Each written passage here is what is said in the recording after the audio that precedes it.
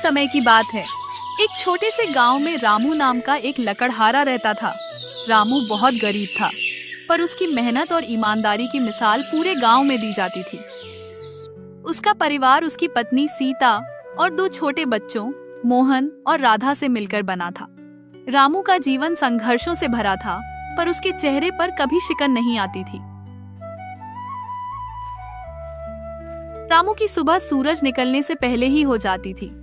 वह अपनी कुल्हाड़ी कंधे पर रखता और घने जंगल की ओर चल पड़ता। आज अच्छी लकड़ी मिल जाए तो सीता और बच्चों के लिए कुछ अच्छा खाने को ले जाऊंगा। वह जंगल में पहुंचकर सबसे पहले उन पेड़ों को चुनता जो सूखे होते या जिन्हें काटने की अनुमति होती है। वह कभी भी हरे भरे पेड़ों को नहीं काटता था, क्योंकि वह प्रकृति का सम्मान करता था। घंटों की मेहनत करने के बाद वह लकड़ियों का एक बड़ा गट्ठर तैयार करता। उसकी पीठ पर लकड़ियों का बोझ इतना होता था कि कोई और उसे उठा भी न पाता, पर रामू उसे आसानी से उठा लेता था।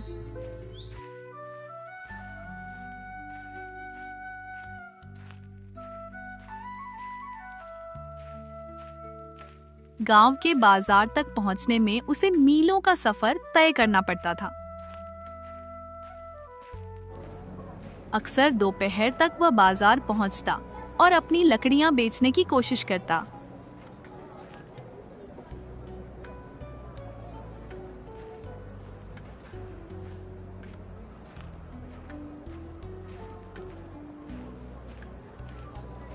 सेठ जी, ताजी लकड़ी है, अच्छी जलेगी, दे लीजिए। कितने की देगा रामू? आजकल लकड़ी की कीमत भी बहुत कम हो गई है। जो उचित लगे दे दीजिए सेठ जी।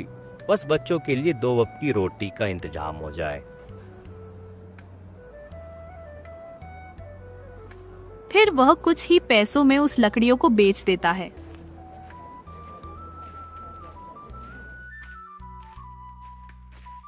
जो भी पैसे मिलते वह उनसे आटा, दाल और थोड़ा बहुत तेल खरीदता और शाम ढलते ढलते घर लौट आता।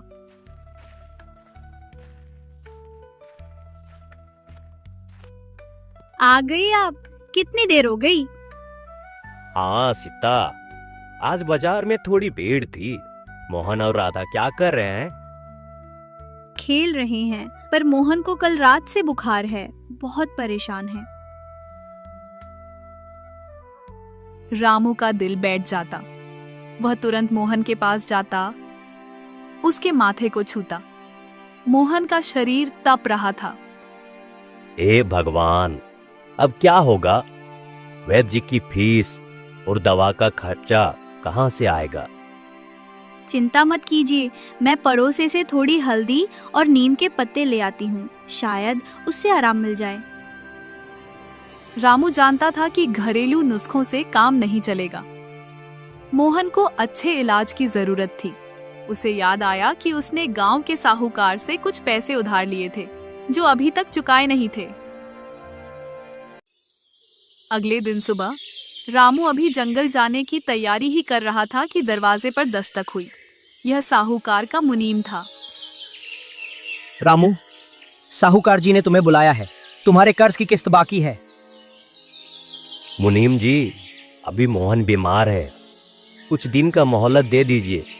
जैसे ही लकड़ी बिकेगी मैं साहूकार जी के पास पहुंच जाऊंगा। मोहब्बत नहीं चलेगी रामू।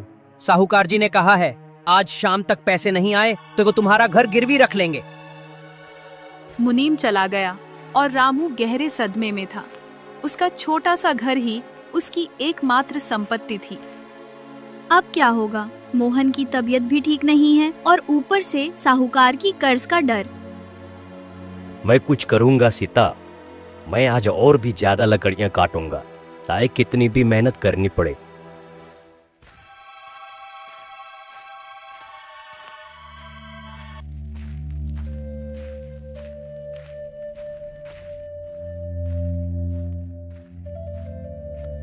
उस दिन रामू ने अपनी सारी ताकत झोंक दी।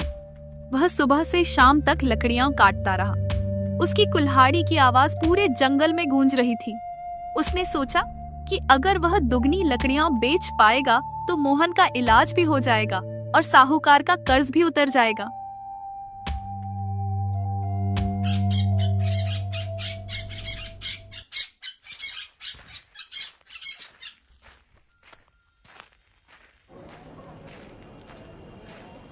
अगले दिन रामू जब अपनी लकड़ियां बेचने बाजार पहुंचा तो उसने देखा कि एक नया लकड़हारा पहले से ही वहां बैठा था।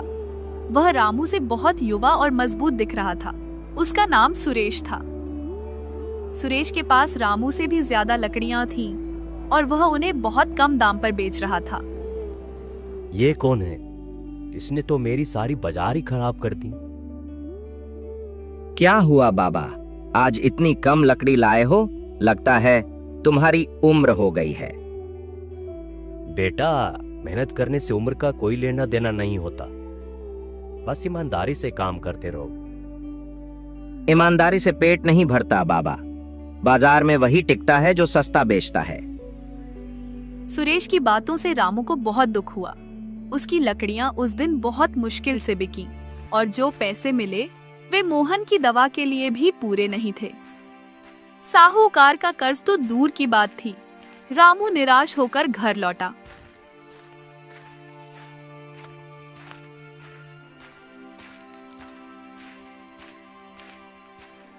क्या हुआ, लकड़ी नहीं बिकी?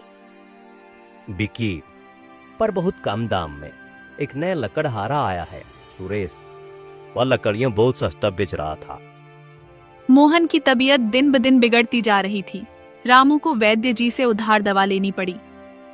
वैद्य जी ने कहा, अगर मोहन को जल्द ही अच्छी दवा और पौष्टिक भोजन नहीं मिला तो उसकी जान को खतरा हो सकता है। हाँ वैद्य जी, क्या करूं? मैं कितनी भी मेहनत करूं पर पैसे जमा नहीं हो पाते हैं। फिर रामू ये बोलकर वहां से चला जाता है।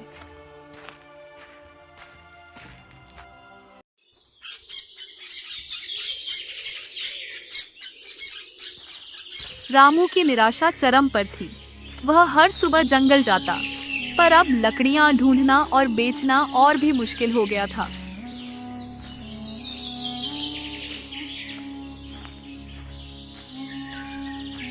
एक दिन वह जंगल के एक ऐसे हिस्से में पहुंच गया जहां वह पहले कभी नहीं गया था। वह इतना थक गया था कि एक पेड़ के नीचे बैठ गया और अपनी किस्मत को कोसने लगा।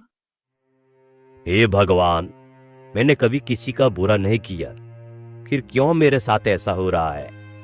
मेरे बच्चे भूखे हैं, मोहन बीमार है और साहूकार मेरे घर पर कब्जा करने वाला है। तभी उसे एक धीमी आवाज सुनाई दी। निराश मत हो लकड़हारे, ईमानदारी और मेहनत का फल हमेशा मिलता है। रामू ने चारों ओर देखा, पर उसे कोई दिखाई नहीं दिया। उसे लगा कि शायद थकान के कारण उसे भ्रम हो रहा है। तभी उसने देखा कि एक बूढ़ा सफेद दाढ़ी वाला साधु उसके सामने खड़ा है। साधु की आंखें चमक रही थीं। मैं तुम्हें बहुत दिनों से देख रहा हूँ रामू, तुम्हारी ईमानदारी और तुम्हारी मेहनत। इस जंगल में एक ऐसा पेड़ है जो केवल सच्चे और नेक दिल वालों को ही मिलता है। वो तुम्हारी सारी परेशानियां दूर कर सकता है। कौन सा पेड़ महाराज? मैंने तो इस जंगल की हर कोने कोने में छान मारा है, पर मुझे ऐसा कोई पेड़ नहीं दिखा महाराज। वो पेड़ जंगल के सबसे गहरे और रहस्यमयी हिस्से में है। वहां तक पहुंचना आसान नहीं। रास्ता कांटों और पत्थरों से भरा है और जंगली जानवर भी हैं।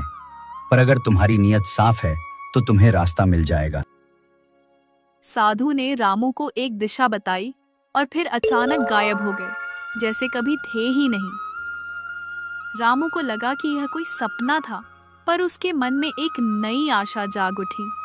उसने सोचा कि चाहे कुछ भी हो जाए, वह उस रहस्यमयी पेड़ को ढूंढ कर रहेगा। अगर ऐसा है तो मैं उस दिशा में जरूर जाऊंगा, जिससे मेरी सारी परेशानियां दूर हो सकती है। फिर रामू वापस अपने घर की ओर चल पड़ता है।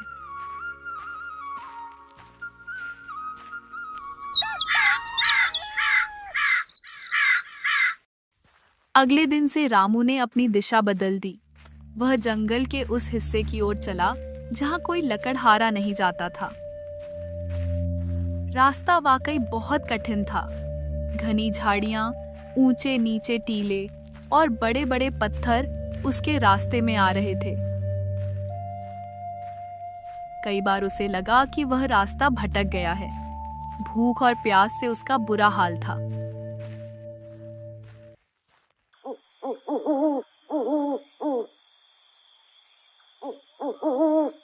फिर रात हो जाती है और फिर रात को वह किसी पेड़ के नीचे सो जाता है।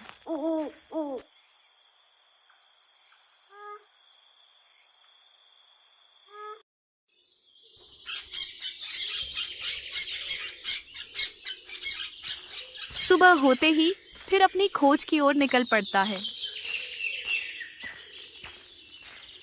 एक दिन जब रास्ते में चला जा रहा था, तब आसपास हिरन, जिराफ जैसे जानवर देखने को मिलते हैं, जो बहुत ही अच्छी दृश्य को दर्शाता था।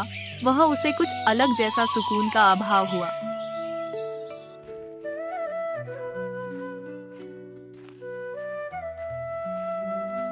फिर कुछ दूर चलने के बाद उसके पास से शेर, बाघ जैसे गुजर रहे थे, जो यह देखकर काफी डर जाता है। एक जानवर, शेर का बच्चा, उसके पास आ जाता है, लेकिन वह कुछ देर रामू को देखता है। फिर वो वहां से अपने माँ की ओर दौड़े चला जाता है। तभी अचानक से एक शेर उस पर हमला कर देता है, जो बड़ा और दिखने में भयानक था, और डर के मारे नीचे गिर जाता है। फिर कुछ देर रामू को देखता है, लेकिन फिर शेर भी उसे देख के जाने लगता है, मानो रामू में कुछ अद्भुत तेज नजर आ रहे हों, जैसे सभी जानवर उसे बिना कुछ किए छोड़ करके चले जा रहे हैं। रामू के मन में डर था और एक नई ऊर्जा भी। लगता है मेरी किस्मत में यही लिखा है, पर ये क्या, सभी जानवर मुझे बिना हानि पहुंचाए ही यहाँ से चले जा रहे हैं। रामू इसी सोच में खोया हुआ था। 3 दिन और 3 रातें बीत गईं। रामू अब पूरी तरह से थक चुका था। उसके शरीर में जरा भी ताकत नहीं बची थी। वह एक बड़े से बरगद के पेड़ के नीचे बैठ गया। उसकी आंखों में आंसू थे। शायद साधु महाराज ने उसे मजाक किया था, ऐसा कोई पेड़ नहीं। तभी उसे एक अजीब सी चमक दिखाई दी। चमक इतनी तेज थी कि उसकी आंखें चौंधिया गईं। वह धीरे धीरे उस चमक की ओर बढ़ा।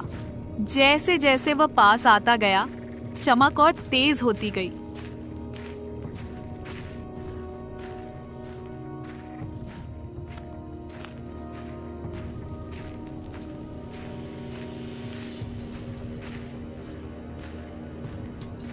और फिर उसकी आंखों के सामने एक ऐसा दृश्य था जिसे देखकर वह अपनी आंखों पर विश्वास नहीं कर पाया।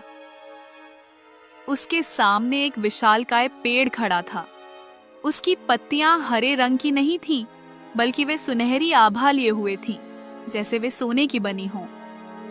पेड़ का तना इतना मोटा था कि उसे 10 लोग भी मिलकर नहीं घेर सकते थे। पेड़ से एक अजीब सी मधुर ध्वनि आ रही थी, जैसे वह कोई गीत गा रहा हो। ये क्या है? क्या यही वह पेड़ है जिसके बारे में साधु महाराज ने बताया था?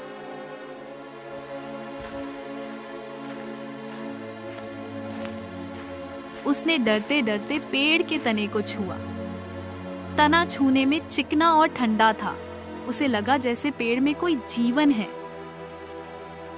उसने अपनी कुल्हाड़ी उठाई और एक छोटी सी टहनी काटने की कोशिश की।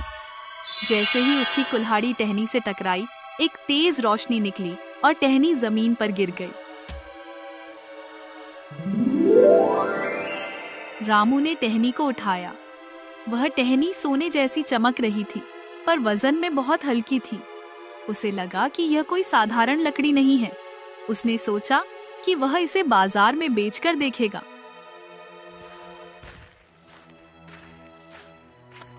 वह खुशी खुशी उस टहनी को लेकर गांव की ओर भागा। उसे पता था कि अब उसे रास्ता ढूंढने में कोई दिक्कत नहीं होगी, क्योंकि पेड़ की चमक उसे दूर से ही दिखाई दे रही थी। बाजार पहुंचकर रामू ने उस सुनहरी टहनी को एक जौहरी के पास ले गया।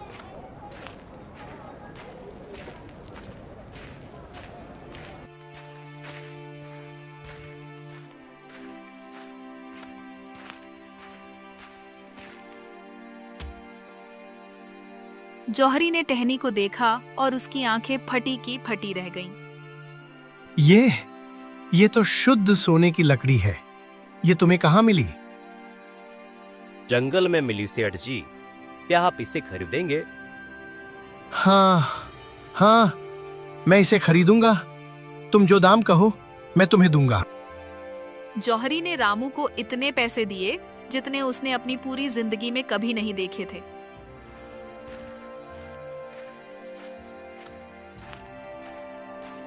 रामू ने तुरंत उन पैसों से मोहन के लिए सबसे अच्छी दवा खरीदी और उसने एक अच्छे वैद्य को बुलाया।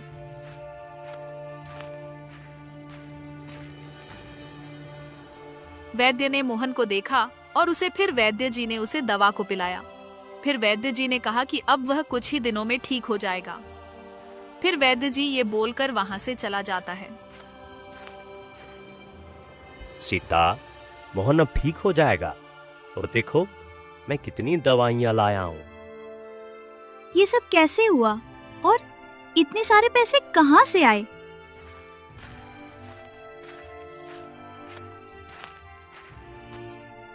मुझे जंगल में एक रहस्यमयी पेड़ मिला था सीता। वह सोने की लकड़ी देता है। उसी से मैंने ये सारी दवाई और पैसे लाया हूँ। और इसकी जानकारी मुझे एक साधु महाराज ने दी, जो सच हुआ।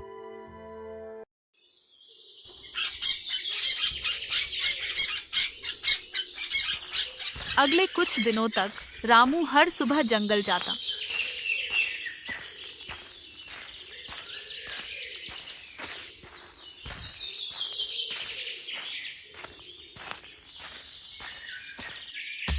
वह रहस्यमयी पेड़ से केवल एक छोटी सी टहनी काटता। जैसे ही वह टहनी काटता, पेड़ पर तुरंत एक नई टहनी उगाता। रामू ने कभी भी पेड़ का ज्यादा इस्तेमाल नहीं किया, क्योंकि उसे साधु की बात याद थी कि पेड़ केवल सच्चे और नेक दिल वालों को ही फल देता है।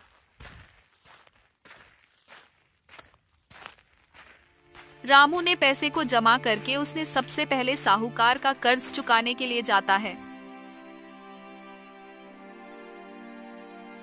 रामू, इतने पैसे? तुम तो बहुत अमीर हो गए हो। यह सब आपकी कृपा है साहूकार जी। मेरा कर्ज उतर गया। अब मेरे घर पर कोई खतरा नहीं। साहूकार रामू की तरक्की देखकर हैरान था और फिर पैसे देकर रामू वहां से चला जाता है।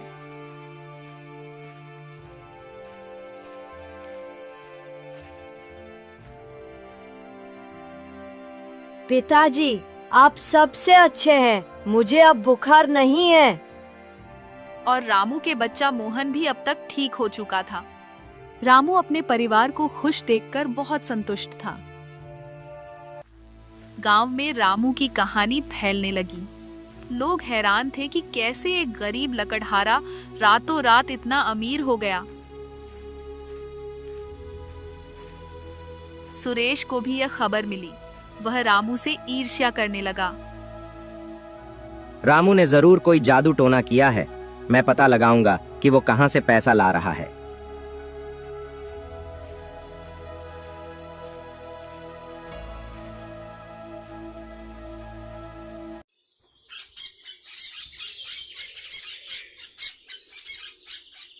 एक दिन उसने रामू को जंगल के उस रहस्यमयी हिस्से की ओर जाते देखा। वह रामू के पीछे पीछे छिपकर चलता रहा। सुरेश ने रामू का पीछा करना शुरू कर दिया।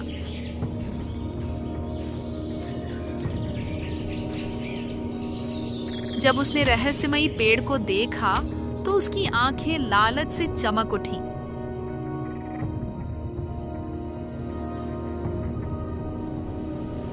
तो ये है रामू के धन का रहस्य। ये पेड़ तो मेरा है। मैं इसकी सारी लकड़ी काट लूंगा और गांव का सबसे अमीर आदमी बन जाऊंगा। इतना देख सुरेश वहां से चला जाता है।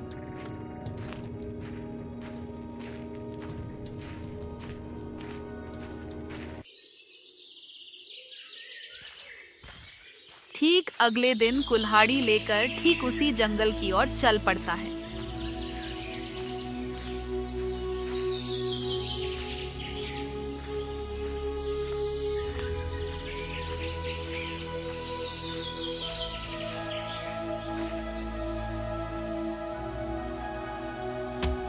पेड़ के पास पहुंचकर सुरेश ने अपनी कुल्हाड़ी उठाई और पेड़ पर वार करने लगा। पर जैसे ही उसकी कुल्हाड़ी पेड़ से टकराई, पेड़ से कोई रोशनी नहीं निकली, बल्कि एक तेज गर्जना हुई और पेड़ से आग की लपटें निकलने लगी। सुरेश डर के मारे पीछे हट गया। पेड़ की सुनहरी पत्तियां मुरझाने लगी। रामू ने यह सब दूर से देख रहा था। वह समझ गया कि सुरेश ने पेड़ का अपमान किया है। सुरेश, यह पेड़ केवल ईमानदारी और नेक नियत वालों को ही फल देता है। लालच से यह तुम्हें कुछ नहीं देगा। सुरेश शर्मिंदा होकर वहां से भाग गया। पेड़ की चमक धीरे धीरे वापस आने लगी, पर वह पहले जैसी तेज नहीं थी। रामू समझ गया कि पेड़ को नुकसान पहुंचाया गया है। उसने पेड़ से माफी मांगी और वादा किया कि वह हमेशा उसकी रक्षा करेगा। रामू अब केवल अपने लिए नहीं जीता था।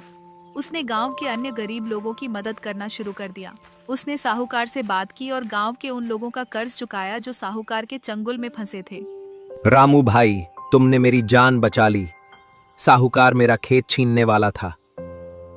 तुमने मेरे बच्चों को भूखा मरने से बचा लिया। एक दिन सुरेश रामू के पास आया। वह बहुत शर्मिंदा था।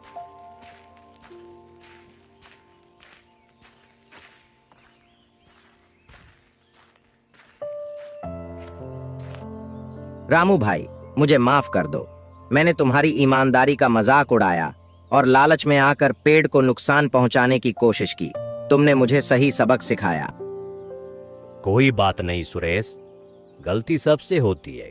बस अब ईमानदारी से काम करना और कभी लालच मत करना।